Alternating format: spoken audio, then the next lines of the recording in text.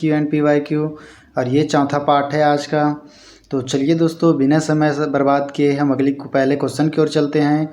तो आपका आज का पहला क्वेश्चन है, प्ले सिद्धांत है, प्ले थ्योरी प्ले थ्योरी क्या है? तो प्ले थ्योरी क्या है दोस्तों? चलिए आपके पास ऑप्शन है कैथारिस्टिक थ्योरी, एट्रीब्यूशन थ्योरी, या फिर साइकोएनालिटिक थ्योरी, या सोशल लर्निंग थ्योरी।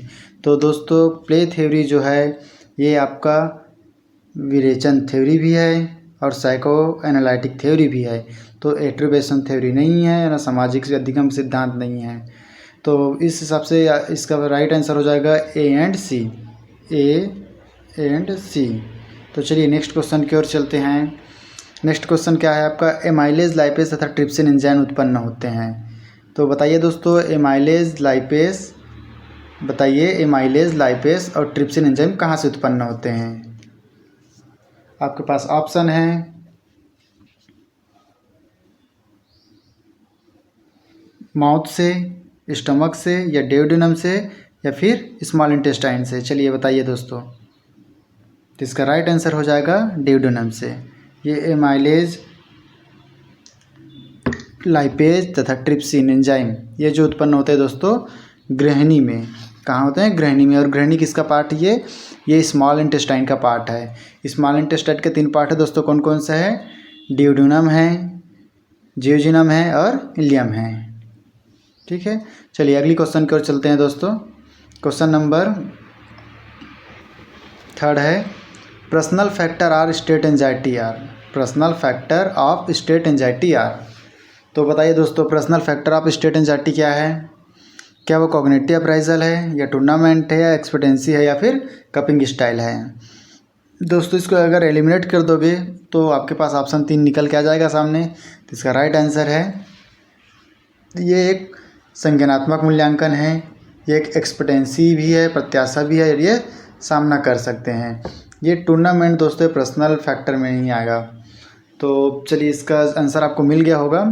अगली क्वेश्चन की ओर चलते हैं। मानव शरीर में जल का प्रतिशत क्या है? What is the percentage of water in the human body? तो इसका तो राइट आंसर सभी को पता होगा दोस्तों। जल का परसेंट जो है 70%, 70 से 75%, 70 से 75%। चलिए नेक्स्ट क्वेश्चन की ओर चलते हैं। आपका आज का अगला क्वेश्चन है आपका, कालानुक्रमिक आयु द क्रोनोलॉजिकल एज क्या है? चलिए दोस्तों इसका आंसर बताइए आप। इसका ऑप्शन है up to 19 years, up to 22 years, up to 15 years, या बर्थ टू डेथ। ये क्रोनोलॉजिकल एज जो होता है दोस्तों, वैसे तो ये बर्थ से जो प्रेजेंट में चल रहता है वो होता है, बट इसका ऑप्शन बर्थ टू डेथ ही जाएगा दोस्तों, क्योंकि ये 15 ईयर ऐसा कुछ नहीं होता, ना ये 20 ईयर होता है, ना 19 ईयर होता है। ये इसका आंसर हो जाएगा ये। क्रोनोलॉजिकल में दोस्तों सबसे पहले डेट आता है DMY,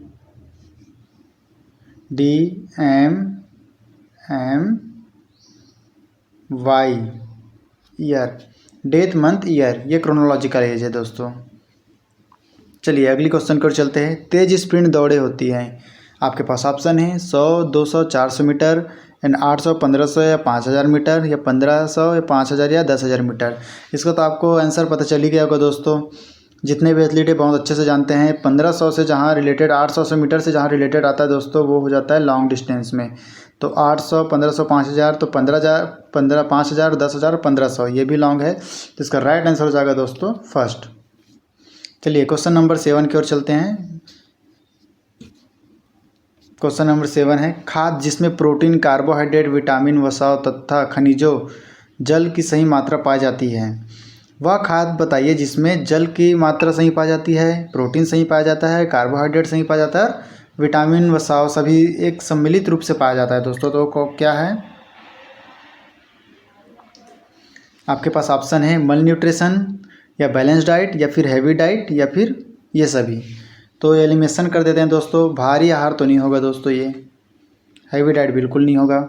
मल न्यूट्रिशन का मतलब होता है कुपोषित दोस्तों, कि इतना सब ये सब चीज़ अगर सम्मिलित है तो क्या वो इंसान कुपोषित होगा? नहीं। अगर ये सब कंपोनेंट सही रूप से सम्मिलित हो, क्या वह हैवी होगा? नहीं। इसका राइट आंसर हो जाता है बैलेंस डाइट, संतुलित आहार कहा जाता है दोस्तों। चलिए अगले क्वेश्चन को चलते हैं। कोहनी को आधार मानकर कलाई उंगलियों के कहाँ पर स्थित है? अगर दोस्तों हम कोहनी को अगर आधार मानते हैं तो आपको पता है कोहनी हमारा एल्बो और रिस्ट और फैलेंजेस के डिस्टेंस में है, क्या पास है क्या, इसके बीच में जो आता है रेडियस और अनला हड्डी आता है दोस्तों।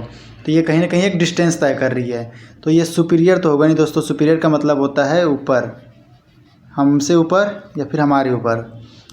इन्फीरियर का मतलब होता है नीचे, हमसे नीचे या फिर हमारे नीचे, ठीक। प्रॉक्सिमल का मतलब होता है दोस्तों पास, और ये डिस्टल का मतलब होता है दोस्तों दूर। तो इसका राइट आंसर हो जाएगा डिस्टल। चलिए अगली क्वेश्चन की ओर चलते हैं।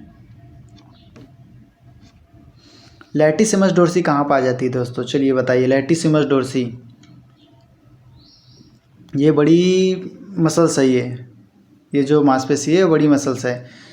The lower part of leg, पैर के निचले हिस्से में या फिर थाई में या बैक में या फिर अपर आर्म में। तो लैटिसिमस डोर्सी दोस्तों आप एलिमिनेट कर दोगे तो फिर थाई में तो सार्टोरियस मांसपेशी होती है, तो ये थाई तो ऑप्शन आएगा नहीं। थाई में सार्टोरियस मांसपेशी होती है तो थाई ऑप्शन आएगा नहीं। The lower part of the leg बोल रहा है, पैर के निचले हिस्से में। पैर के निचले हिस्से में तो काफ मसल्स होते हैं दोस्तों, या फिर नीचे चले जाएंगे तो फिर लैटिसिमस डोर्सी तो है ही नहीं वहाँ पास। और अपर आर्म बोल रही दोस्तों, ऊपरी भुजा में। ऊपरी भुजा में तो होता नहीं है दोस्तों, ये पाया जाता है आपके बैक साइड में, पीठ में, पीठ के बैक साइड में। बड़ी मांसपेशी है दोस्तों। चलिए अगली क्वेश्चन की ओर चलते हैं। किस वर्ष प्रथम बार ओलंपिक झंडा फहराया गया था? ये ओलंपिक का क्वेश्चन है दोस्तों, मॉडर्न ओलंपिक का। In which year was the Olympic flag raised for the first time? क्या 1928 में फैलाया गया था, क्या 1920 में, क्या 1924 में या फिर 1932 में? चलिए बताइए दोस्तों। प्रथम वर्ष जब ओलंपिक झंडे फहराया गया था उसका राइट आंसर हो जाएगा दोस्तों 1920 में। ये झंडा बन के सजेशन कब दिया गया था दोस्तों? झंडा बनाने के लिए सजेशन दिया था 1913 में, और झंडा बना कब था? 1914 में। ये जो 1916 का ओलंपिक था, 1916 का ओलंपिक था, ये उसमें फहराने वाले थे, लेकिन वो वर्ल्ड वार प्रथम के कारण रद्द हो गया, जिसके कारण डायरेक्ट 1920 के एंटवर्प ओलंपिक में फहराया गया था। तो 1920 का ओलंपिक कहाँ हुआ था? एंटवर्प में। 1928 का दोस्तों एम्स्टर्डम में, और 1924 का पेरिस में, और 1932 का लॉस एंजिल्स में। ठीक है, तो इसका राइट आंसर हो जाएगा दोस्तों 1920। चलिए अगली क्वेश्चन की ओर चलते हैं। अगला क्वेश्चन है, एक मिनट में दोस्तों थोड़ा सा अच्छे सीरीज नहीं देख पा रहे हैं। निम्नलिखित में से कौन सा एक शिक्षक का सिद्धांत पद्धति है? निम्नलिखित में से कौन सा एक शिक्षक का सिद्धांत पद्धति है जी दोस्तों? चलिए बताइए। क्या सेल्फ प्रिपरेशन जरूरी है शिक्षक के लिए? क्या पंक्चुअलिटी ज़रूरी है? सिंपल टू कॉम्प्लेक्स होना चाहिए या फिर सभी होना चाहिए? बताइए दोस्तों। एक अच्छे टीचर में स्वयं की तैयारी बहुत ज़रूरी है दोस्तों, समयबद्धता भी बहुत ज़रूरी है दोस्तों। अगर समय में नहीं आओगे तो आप कैसे टीचर बन पाओगे? सिंपल टू कॉम्प्लेक्स, इसको बोला जाता है जर्नल टू स्पेसिफिक। इसलिए सिंपल टू कॉम्प्लेक्स होना चाहिए, पंक्चुअलिटी होनी चाहिए और सेल्फ प्रिपरेशन होनी चाहिए दोस्तों। चलिए अगली क्वेश्चन की ओर चलते हैं। इसका राइट आंसर हो जाएगा all of this. Lezim dance किसकी देन है? तो बताइए दोस्तों, लेजियम डांस जो है कौन सा राज्य की देन है? क्या वह असम की देन है, क्या महाराष्ट्र की देन है, या फिर केरल की, या फिर आंध्र प्रदेश की? चलिए इसका राइट आंसर बताइए। लेजियम डांस किसकी देन है? यह है महाराष्ट्र की। महाराष्ट्र का एक ट्रेडिशनल नृत्य है दोस्तों, ये महाराष्ट्र का एक ट्रेडिशनल नृत्य है ये। चलिए अगली क्वेश्चन की ओर चलते हैं। क्वेश्चन नंबर 13 है आपके पास। हथेई शब्द किससे संबंधित है? द टर्म हथेई इज एसोसिएट विद। चलिए बताइए दोस्तों, कौन से गेम से संबंधित है? क्या जूडो से संबंधित है, या ताइक्वांडो से संबंधित है, या वुशु से संबंधित है, या चेस से संबंधित है? हथेई जो गेम है दोस्तों ये संबंधित है आपके जूडो से। और जूडो को जन्मदाता किसे माना जाता है? जापान को। किसने किया था? जिगारो कानो ने। जूडो जापान, जिगारो कानो,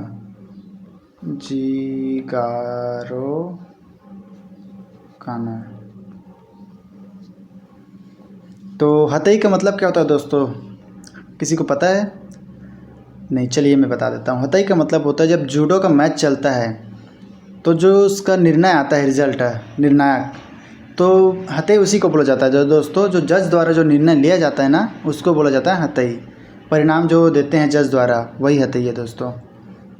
चलिए अगली क्वेश्चन की ओर चलते हैं। क्वेश्चन नंबर है 14 में, what is water responsible for in a muscle.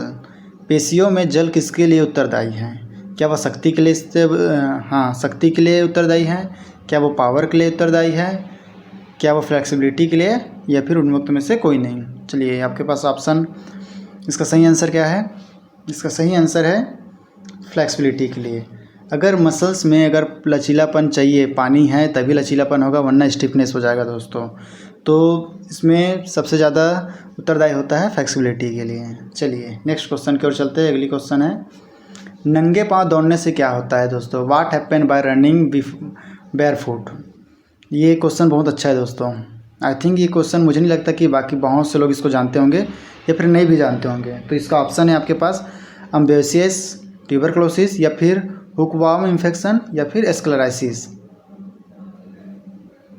तो इसका राइट आंसर हो जाएगा दोस्तों हुकवार्म इन्फेक्शन। हुकवार्म इन्फेक्शन, ये हुकवार्म इन्फेक्शन क्या होता है दोस्तों? जो ये एक प्रकार का बैक्टीरिया है जो मिट्टी में पाया जाता है। जब हम नंगे पैर दौड़ते हैं ना तो हमारे पैर में वो मिट्टी के ज़रिए पैर में आ जाता है और पैर के ज़रिए से शरीर में जाता है, एक संक्रमण की तरह फैल जाता है फिर दोस्तों ये, जिससे हमें डिसीज़ हो जाती है।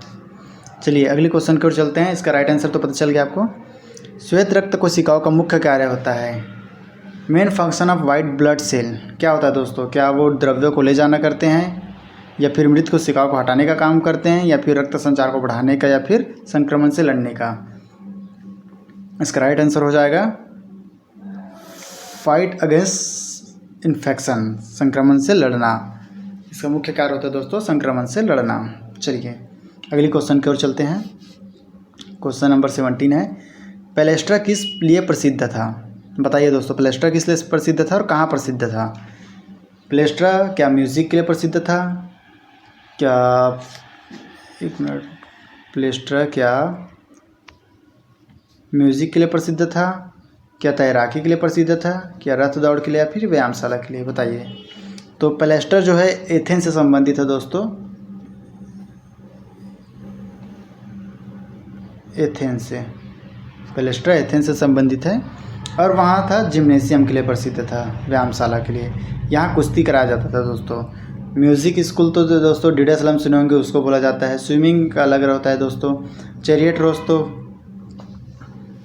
चलिए अगली क्वेश्चन की ओर चलते हैं। इसका राइट आंसर आपको पता चल जाएगा जिम्नेशियम से दोस्तों, व्यायामशाला। निम्नलिखित में से किसमें जल का सर्वाधिक प्रतिशत होता है?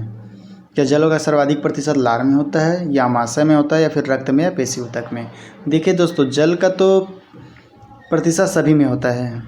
आपको भी पता है मसल में कितने % जल होते हैं, ब्लड में कितना % होता है, गैस्ट्रिक जूस में 90 से 92% तो गैस्ट्रिक जूस में पाया जाता है दोस्तों। ब्लड में भी पाया जाता है, जिसमें आप प्लाज्मा बोलते हैं, उसमें भी 80 से 90% पाया जाता है। मसल टिश्यू में भी पता है दोस्तों आपको 70 से 75% पाया जाता है। तो सबसे अधिक जो पाया जाता है दोस्तों 99% पाया जाता है सलाइवा में, लार में।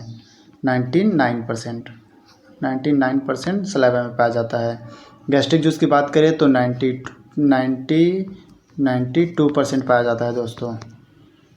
ब्लड के तो आपको पता ही है, मसल टिश्यू का तो पता है दोस्तों 70 से 75% पाया जाता है दोस्तों। चलिए अगली क्वेश्चन की ओर चलते हैं। क्वेश्चन नंबर 19 दोस्तों, किस प्रकार के ऊतक में भार बल और आलम के बीच में होता है? Which type of lever the load is between the force and fulcrum. चलिए दोस्तों मैं आपको ये एक अच्छा तरीका बता देता हूँ इसको जानने का। ये साफ पूछ रहा है कि लोड जो बीच में रहता है और फल्क्रम एक साइड और रेसिस्टेंस एक तरफ, तो ये कौन सा लीवर है दोस्तों? क्या फर्स्ट टाइप लीवर है, क्या सेकंड टाइप लीवर है, थर्ड टाइप लीवर है? फोर्थ टाइप लीवर कुछ ऐसा होता नहीं दोस्तों, तो इसको आप काट दीजिए। आपके पास सिर्फ 3 ऑप्शन बचते हैं। तो जिसमें लोड पहला होता है, फल्क्रम बीच में होता है, और लोड फल्क्रम और एफर्ट, ये प्रथम क्लास का लीवर है दोस्तों। ये प्रथम क्लास का लीवर है। सेकंड टाइप में लीवर में होता है एफर्ट पहले होता है दोस्तों, एफर्ट पहले होता है, देन लोड होता है, फिर फल्क्रम होता है। तो ये सेकंड क्लास का लीवर है। और थर्ड क्लास में दोस्तों फल्क्रम पहले होता है, फिर एफर्ट होता है, फिर लोड होता है। तो ये थर्ड क्लास का है दोस्तों। तो सेकंड क्लास का आपको पता चल गया होगा, लोड बीच में है बोल रहे दोस्तों, मतलब लोड सेकंड में बीच में, तो इसका राइट आंसर हो जाएगा सेकंड टाइप का लीवर। चलिए अगली क्वेश्चन और आज का लास्ट क्वेश्चन है दोस्तों। आई होप कि आपको 19 क्वेश्चन समझ आए होंगे। आज का 20 क्वेश्चन और अंतिम क्वेश्चन है, ग्रामीण खेलकूद प्रोग्राम कब आरंभ किया गया था। ये अच्छा क्वेश्चन है दोस्तों। रूरल स्पोर्ट प्रोग्राम कब लॉन्च किया गया था? क्या 1979 या 80 में, 1970 71 में, 1980 81 में, या फिर 1969 17 में? चलिए इसका राइट आंसर बताइए। इसका राइट आंसर हो जाएगा दोस्तों 1970 71 में स्पोर्ट रूलर प्रोग्राम लॉन्च किया गया था, जिससे ग्रामीण के जितने भी ग्रामीण एरिया के खिलाड़ी आते हैं उसके लिए एक सहायता प्रदान हो जाता था दोस्तों। डायरेक्ट उसको वहाँ से आइडेंटिफिकेशन किया जाता था। चलिए तो आज के लिए बस इतना ही। आई होप कि सभी 20 के 20 क्वेश्चन समझ आएंगे और सभी हेल्पफुल होंगे आपके लिए। तो मिलते हैं नेक्स्ट वीडियो में। थैंक यू दोस्तों।